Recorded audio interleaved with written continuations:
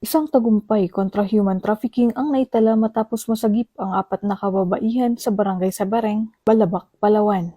Ang operasyong ito ay pinangunahan ng Coast Guard Station, Southwestern Palawan at Balabac Municipal Police Station nito lamang Disyembre taong kasalukuyan.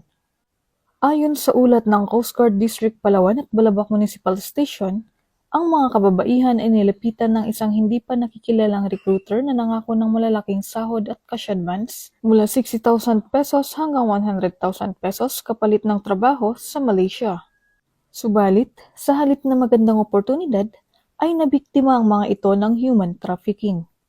Matapos ang kanilang pagkakarescue, nalaman ng mga kababaihan ang kanilang kalagayan. Agad silang nilipat sa ligtas na lugar habang puspusan ang investigasyon ng mga otoridad upang matukoy ang nasa likod ng iligal na aktibidad.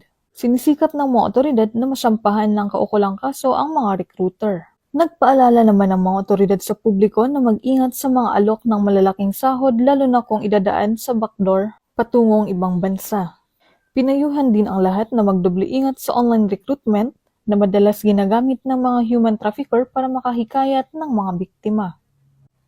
Ang mabilis na aksyon ng mga otoridad ay patunay ng patuloy na kampanya laban sa human trafficking. Nananawagan ang gobyerno na maging mapanuri at huwag magpasilaw sa mga pangakong maaaring magdala sa kapahamakan. Dahil sa bagong Pilipinas, ang gusto ng pulis, ligtas ka. Mula dito sa home of the Police Eco Warriors, Calapan City, Oriental Mindoro, ako ang inyong PNN correspondent, Patrolwoman Desiree Padilla, alagad ng batas, tagataguyod ng Balitang Pulis.